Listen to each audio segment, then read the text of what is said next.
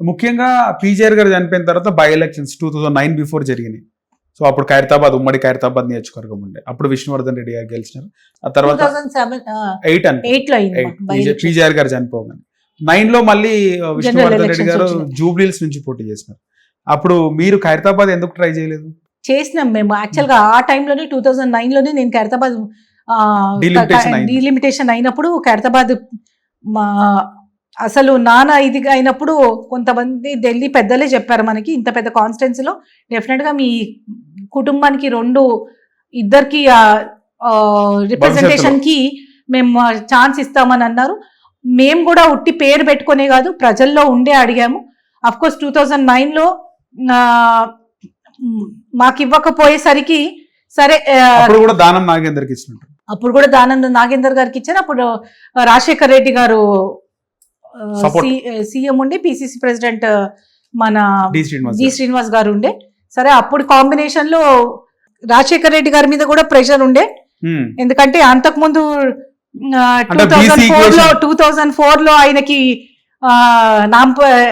ఆసిఫ్ నగర్ నుంచి అప్పుడు టికెట్ ఇవ్వలే కాబట్టి ఆ ప్రెషర్ అట్లా బిల్డప్ అయ్యి అన్ని కలిసి వచ్చి నాగేందర్ గారికి అవకాశం ఖైరతాబాద్ నుంచి ఇవ్వడం జరిగింది. అంతకుముందు నాగేందర్ గారు 3 సార్లు ఆసిఫ్ నగర్ ఎమ్మెల్యే అండి కాంగ్రెస్ పార్టీ నుంచి. ఫస్ట్ టైం ఖైరతాబాద్ డీలిమిటేషన్ కాగానే ఇక్కడ నాగేందర్ గారికి ఆ ప్రెషర్ తోటి కూడా కొంచెం అన్ని కలిసి వచ్చినాయి, ఆయనకి ఇచ్చారు. అప్పటి వరకు ఆయన ఆసిఫ్ నగర్ ఎమ్మెల్యేగా పనిచేసినారు ఎవరు, దానం నాగేందర్. అవునండి. వాస్తవానికి ఆఫ్ ద రికార్డ్ ప్రజల్లో మాట్లాడుకున్నది ఏంటంటే దానం నాగేందర్ పీజేఆర్ గారి డ్రైవర్ అని చెప్పేసి, గతంలో డ్రైవర్ అని కాదు కానీ అనుచరులు ఉండే. సరే పీజీఆర్ కార్ నడిపిస్తుండే దానం నాగేందర్, అనుచరులకు ఉండే, పీజీఆర్ గారు అనుచరులకు ఉండే. చాలా మంది పీజీఆర్ గారి తోటి రాజకీయం నేర్చుకున్న వాళ్ళు, ఆయనతో ట్రావెల్ చేసిన వాళ్ళు అందరూ కూడా ఇప్పుడు ఉన్నత స్థానాల్లో ఉన్నారు. పీజీఆర్ గారి శిష్యులు అనొచ్చు, పీజీఆర్ గారి సోదరులు అనొచ్చు, ఎంతో మంది డిఫరెంట్ పార్టీస్ లో కూడా ఎమ్మెల్యేస్ గా ఉన్నారు. ఎవరి అదృష్టం వాళ్ళది, ఎవరి ప్రయత్నాలు వాళ్ళవి, ఎవరి పద్ధతి వాళ్ళది. కాబట్టి మనం దాన్ని అంటే ఎవరి నియత్ వాళ్ళదంటారు అంతే, ఎవరి నియత్ వాళ్ళది. అంటే మీరు చూస్తుండొచ్చు, మీకు బాగా గుర్తుండొచ్చు, దానం నాగేంద్ర గారు బాగా ఉంటుండే పీజీఆర్ గారితో. మీరు కూడా చిన్నప్పుడు మీరు విష్ణువర్ధన్ రెడ్డి గారు స్కూల్కి వెళ్ళినప్పుడు తీసుకెళ్లడం ఇవన్నీ కూడా చేస్తుండేనా? మా ఇంట్లో కార్యకర్తలు ఎక్కువ కాకుండా కుటుంబ సభ్యులు లెక్క మేము కాకా అని పిలుస్తుండే. మా అందరికి కూడా అందరు ఎవరి నాన్నతోటి ఉన్న వాళ్ళందరినీ కూడా కాకానే పిలుస్తాం మేము. దగ్గర ఉన్న వాళ్ళని అందరినీ కూడా ఎవరు వచ్చినా గానీ పలానా పేరు పెట్టి కాకుండా వాళ్ళని కాకానో అన్నానో, ఇప్పుడైతే అన్నాను, అట్లా ఒక రిలేషన్ అంటే ఒక కుటుంబం లెక్క పీజీఆర్ గారు అందరితోటి ఉండేవాళ్ళు. అదే మేము కూడా కంటిన్యూ చేస్తాం. డెఫినెట్ గా నాగేందర్ గారు కూడా ఒక క్లోజ్ అసోసియేట్ లెక్క ఉంటుండే. ఓకే. సో ఆయన పీజీఆర్ గారితో ఉండి ఎప్పుడు అంటే తేడా విభేదాలు ఎప్పుడు ఎట్లా వచ్చినాయి అసలుకి? ఆయన దూరం ఎవరి అవకాశాలు వాళ్ళు వెతుక్కుంటూ ముందుకు వెళ్ళారు. పీజీఆర్ గారు ఇప్పించినారా టికెట్ ఆసిఫ్ నగర్ ది, లేదా ఆయన సొంతంగా ట్రై చేసిన? ఆసిఫ్ నగర్ లో అప్పుడు ఎంఐఎం ఎంబిటి బాగా వాళ్ళ ప్రెషర్స్ లోనే ఎక్కువ ఉంటుండే. ఓకే. నాన్నగారు అప్పట్లో గ్రేటర్ హైదరాబాద్ లో హైదరాబాద్ లో అన్ని సీట్స్ కూడా ఆల్మోస్ట్ కార్వాన్ గానీ ఇవన్నీ కూడా వాళ్ళు నాన్న వీళ్ళ అండర్ లోనే ఇస్తుండే. అట్లా నాకు అది నాగేందర్ గారిది గుర్తులేదు కానీ చాలా కార్వాన్ గాని, అమర్ సింగ్ గారు గాని, తర్వాత రవి గారు గాని, ఎంతో మందికి ఇటు కంటోన్మెంట్ దేవుడు గారు గాని వాళ్ళందరికీ కూడా అప్పట్లో నాన్న శిష్యులకు అందరికీ కూడా టికెట్స్ ఇవ్వడం జరుగుతుండే.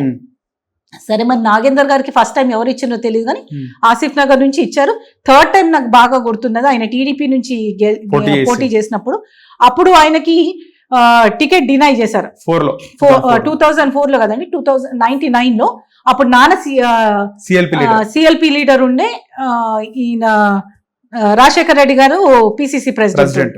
సో సిట్టింగ్ సీట్ నాగేందర్ గారికి కాకుండా వేరే వాళ్ళకి ఇస్తే అప్పుడు నాన్న ఫైట్ చేశారు, లేదు సిట్టింగ్ సీట్ మన ఎమ్మెల్యేకి ఇవ్వాలని ప్రెషర్ పెట్టారు. సరే పక్క కాన్స్టిట్యున్సీకి అప్పుడు ఇక పక్క పార్టీకి వెళ్ళి ఆయన కంటెస్ట్ చేయడం, టీడీపీ నుంచి గెలవడం జరిగింది.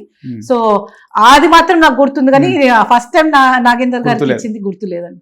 నిజంగా 99 లో పీజీఆర్ గారు సిఎల్పి లీడర్, 2004 లో ఆయన ఓడిపోయినారు. రాజశేఖర్ రెడ్డి గారికి అంటే 2099 లో ఆయన ఓడిపోయినారు పీజీఆర్ గారు. 99 లో రాజశేఖర్ రెడ్డి గారు గెలిచి సిఎల్పి లీడర్ అయింది. ఒకవేళ పీజీఆర్ గారు కూడా 99 లో గెలిచి ఉంటే ఎట్లుంటుండే పరిస్థితి? మీరు చాలా రివైండ్ చేసుకునొచ్చు ఆ పరిస్థితి.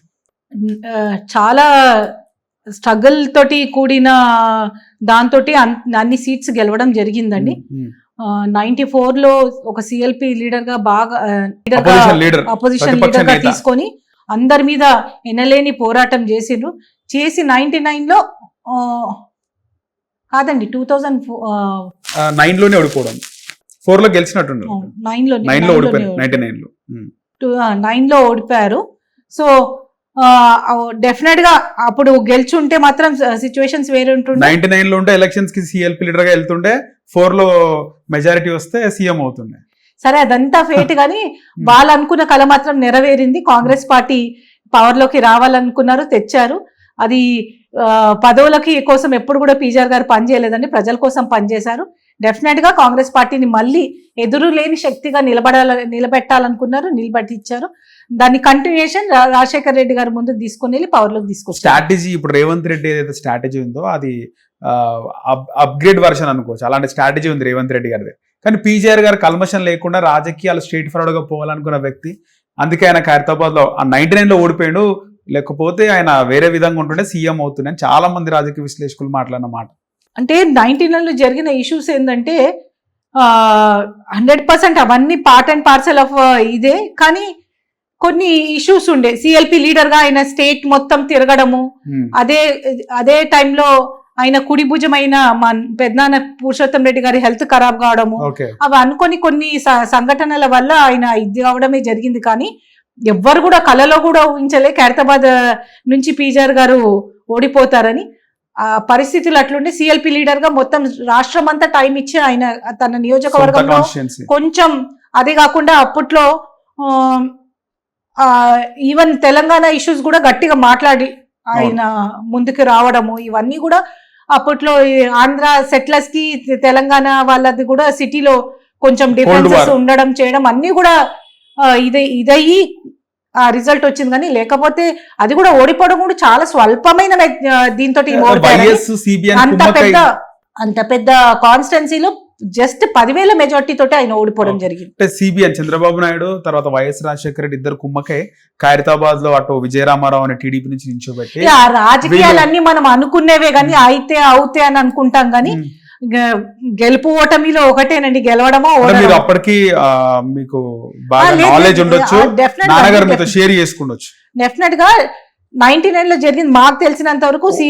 2-3 ఇష్యూస్ ఏంటంటే సిఎల్పి లీడర్ గా మొత్తం స్టేట్ కి టైం ఇవ్వగలిగినారు. మా పెద్దనాన్న పురుషోత్తం రెడ్డి గారు కూడా హెల్త్ ఖరాబ్ అయ్యి ఆయన కూడా కాన్స్టిట్యున్సీ కొంచెం చూసుకోలేకపోవడం తోటి ఇష్యూస్ అయ్యి ఆయన ఓడిపోయారు. గెలుచుంటే మాత్రం డెఫినెట్ గా it would have been a different story. మీతో ఏమన్నారా, మీకు ఐడియా ఉండొచ్చు బాగా. మీరు అప్పటికి ఎప్పుడు కూడా పీజీఆర్ గారు విజయాలకి పొంగిపోవడం, అపజయాలకి కుంగిపోవడం జరిగేది లేదు. ఆయన హీఈస్ ఆల్వేస్ ఎ ఫైటర్. ప్రజల మధ్యలో ఉండడానికి ఆయన ఒక ఇదిగా పనిచేసే నాయకుడు తప్ప అందరు కూడా అనుకున్నారు ఎట్లా ఓటమి తీసుకుంటారు అని. కానీ బట్ స్టిల్ మళ్ళీ కూడా ఆయన ఫైట్ బ్యాక్ చేశారు. అంత పెద్ద ఇప్పుడు లాగా కాదు. అప్పుడు ఆయన 4 కాన్స్టిట్యున్సీలు మళ్ళీ ఇటు కంటోన్మెంట్ అవన్నీ కలుపుకొని చాలా పెద్ద కాన్స్టిట్యున్సీ ఉండే. ఆ కాన్స్టిట్యున్సీ లో మళ్ళీ రివైవ్ అయ్యి మంచిగా బౌన్స్ బ్యాక్ కాగలిగాడు. కాబట్టి పీజీఆర్ గారు పదవుల కోసం విజయాలతోటి పొంగిపోవడము, అపజయాలతోటి కుంగిపోయిన మనిషి ఎప్పుడు కాదు. ఎప్పుడు కూడా ప్రజల మధ్యలో అనునిత్యం ఉండాలనుకో. డెఫినెట్ గా ఎక్కడో ఒక దగ్గర అయితే 100% మనిషి అన్నాక కొంచెం బాధ కలిగిన, నిరుత్సాహమైన, కానీ మళ్ళీ ప్రజలలో మనం చేసింది ఏదో లోపం ఉందేమో, మన వల్ల మనం ఏదో తప్పు చేయడంతో ప్రజలు ఈ ప్రాబ్లం అయిందేమో అని అవన్నీ రెక్టిఫై చేసుకుంటూ మళ్ళీ బ్యాక్ వచ్చారండి. ఆల్వేస్ ప్రతి మనిషికి ఒక్కొక్క స్ట్రాటజీ ఉంటది. ఆ స్ట్రాటజీ ప్రకారం ముందుకెళ్ళాలి. హిట్ టీవీ యాప్, ఇందులో short news, live news, entertainment shows, movies, digital magazines తో పాటు మీ జిల్లా వార్తలను కూడా ఫ్రీగా చూడొచ్చు. ఇంకెందుకు ఆలస్యం, వెంటనే హిట్ టీవీ యాప్ ని డౌన్లోడ్ చేసుకుని ఫ్రీగా ఎంటర్టైన్మెంట్ పొందండి. Hit TV app, hit TV app, please download hit TV app. Hit TV app ని ఫ్రీగా డౌన్లోడ్ చేసుకుని ఎంజాయ్ చేయండి. మీకు నచ్చిన ఎంటర్టైన్మెంట్ కోసం హిట్ టీవీ యాప్ ని ఫ్రీగా డౌన్లోడ్ చేసుకుని ఎంజాయ్ చేయండి. హిట్ టీవీ యాప్ ని డౌన్లోడ్ చేసుకుని ఆస్వాదించండి, ఆశీర్వదించండి. ఇంతమంది సెలబ్రిటీలు హిట్ టీవీ యాప్ ని డౌన్లోడ్ చేసుకోండి అని చెప్తున్నారంటే ఎంత మంచి యాప్ ఆలోచించండి. అమెరికా అమెరికా అమెరికా అమెరికాలో చదవాలనుకునే వాళ్ళకి విశ్వసనీయమైన పేరు మన శౌర్య consultancy. UK Law 1 Year Masters. UK Law 1 Year Masters. 2 years work permit up to 5 years visa. Contact Saurya Consultancy. Contact 89851 89851.